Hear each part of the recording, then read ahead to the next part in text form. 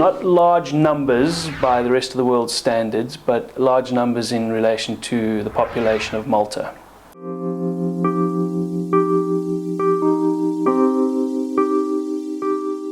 For many years, Malta received irregular arrivals in terms of migrants and asylum seekers. And the Maltese response to that could be a prototype of what would happen in Europe. Unfortunately, it's not been a positive prototype. There's been a general resistance to integrate people, to help them integrate. It's very easy to say integrate and yet not provide the avenues for that, or to allow society to adjust to the new integration. So in a sense, that would be a warning if we're just to react and say, no, we don't want these people here. People in Malta have been there 15, 20 years in some cases, and they've not yet got to the point of being naturalized as citizens. They have some basic rights, but it's a very tenuous existence. There's no flourishing, there's no real life there. It's not something that's happened in the last year or two. This has been over a significant period of time. So we've now not receiving as many people as we used to. We had less than 1,000 people arrive in Malta last year. It's about half of what we normally receive. So the focus has shifted to integration, long-term issues for the migrant population. And unfortunately, we don't see a lot of change, a lot of positive aspects. There are people who are getting angry. Communities are getting angry. They've been marginalized.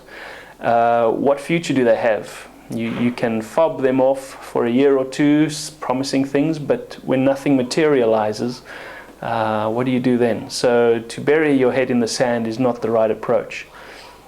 Another issue that we've seen with the growing population, and there are a lot of Muslims who have come into Malta, the existing mosque is no longer big enough and it's no longer central enough for the population. So there have been requests officially made to establish 15 more mosques. Now, how will the government react to that? This is a recent development, and this is a question that European countries need to ask themselves. This does delve into the issue of religious liberty. It delves into the issue of, is Christianity just a cultural icon, or is it something real? Is it something real that can change people's lives? So very much how we approach people coming to Europe from the very beginning. Are we resistant? Are we welcoming? Do we ignore it? Do we let the government take care of it? What do we do? And especially as the church, our response needs to be on a number of levels, together with government, with a lot of other stakeholders, but we need to respond and not just hope it goes away, because I don't think that's in the nature of it shouldn't be in the nature of the church.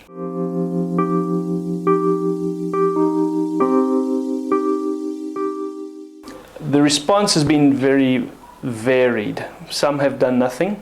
Some churches have gone as far as to integrate people with their own religious structure. That's not always very welcome. The Roman Catholic Church has created a parish specifically for Eritreans, as there are a large number of them, and that brings with it a lot of benefits.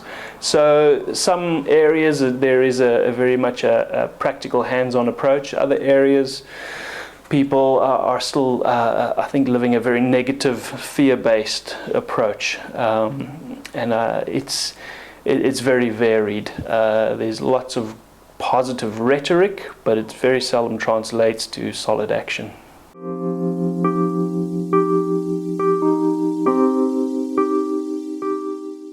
Yeah, I think that has been a common response across Europe, and I think a lot of it is based on fear. It's a very snap reaction. This large influx of people has been a real change in people's daily lives, and I think oftentimes a normal reaction is to react with fear and say, well, you're different, very different from a cultural point of view, from a religious point of view. Our own people are struggling, so you're not coming in to challenge the few resources there are. And why should you get more than what we get as nationals of our own country? It lends itself to anecdotal evidence.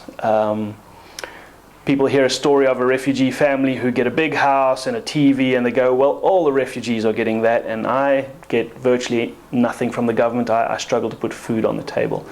And I think there are differences and inconsistencies across the spectrum, but it's an easy reaction to have. And I would like to challenge people to actually engage in the hard work of trying to understand someone who's different to you.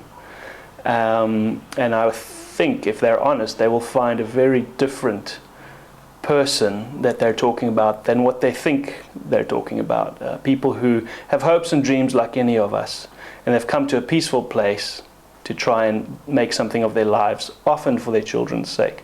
So I would challenge the right to be a little bit more engaging, to question, especially if they claim to be Christian right, and if they're Christian and Western and militaristic, to say, well, hang on, think about it. Is this the way the church, is this what we see in the Bible? Is this how we should be reacting?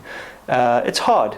I'm not saying it's easy, and dealing with integrating people and welcoming people, it's hard. It's not a work of 5 minutes, but it is something that it's worth doing for the sake of those arriving and for ourselves in the longer term.